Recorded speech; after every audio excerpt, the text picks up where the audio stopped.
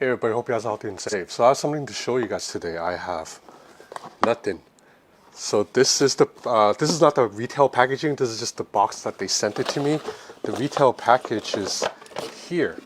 Look at how thin this thing is. Pretty excited. Anyway, I'm gonna unbox this thing on camera and then I'll be back with early impressions.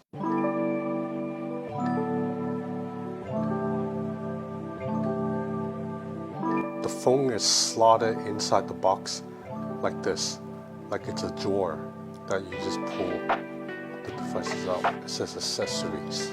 So you have a SIM ejector tool right here. Papers.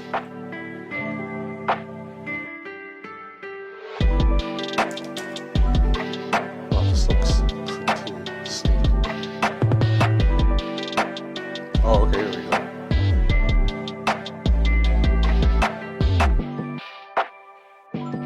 So we can see that the bezels are symmetrical. They look to be completely uniform actually.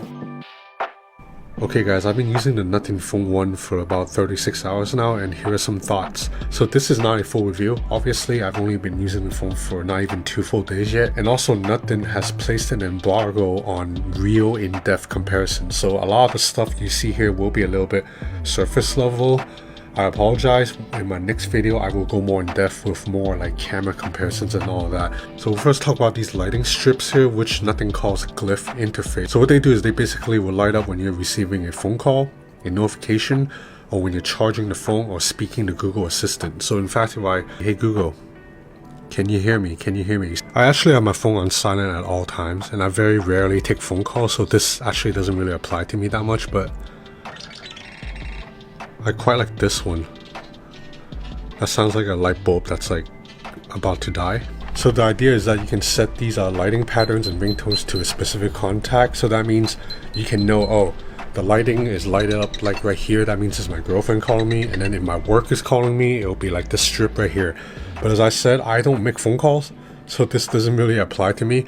I do like that sometimes when I have my phone down and I have a notification coming in, I can see the lights light up, and it is pretty eye-catching. Like, it's pretty cool, but at the same time it is also very gimmicky.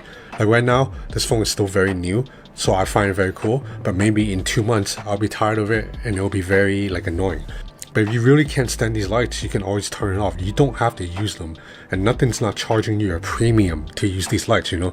This phone, it's not expensive, so it's not like you're paying a markup just to have this lighting pattern in the back. Now there's an in-display fingerprint sensor that's a little bit slow in my opinion, but it still works, and the UI so far feels pretty minimal. It basically behaves like stock Android. If you used an Android phone, this will feel very familiar. I do like a couple of changes that Nothing has made. The first is you have the option to make an app icon super large on the home screen. The second change that Nothing has added is when you go into the shortcut toggle, you see that these 2 shortcut buttons are bigger than usual, and it's because Nothing combined multiple buttons into one. So right here, it's mobile data.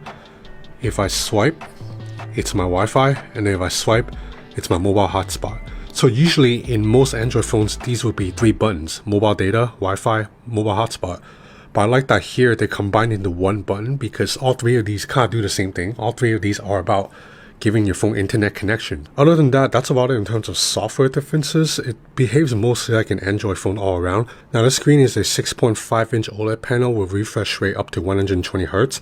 It is not an LTPO panel, meaning refresh rate does not vary between 1 and 120, only just 60 or 120, but the screen looks good. Maximum brightness is 1200 nits. So a little bit below what like the Galaxy S22 Ultra can do, but still more than bright enough. And you get stereo speakers too.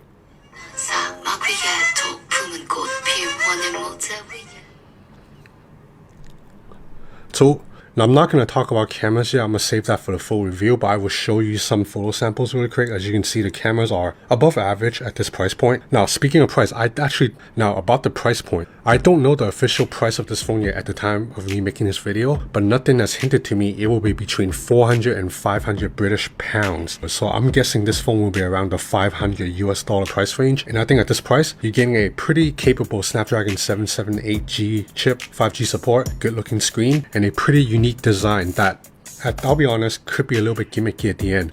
Now, is the Nothing Phone 1 a game-changing, revolutionary new phone? No, it is not. This is Just another mid-range Android phone, but one with a lot of character and style. But anyway, I will be back with a full review with a lot more camera samples and more thoughts on performance, all of that, a few days from now. So that's it for now. Thanks for watching this really quick, short video.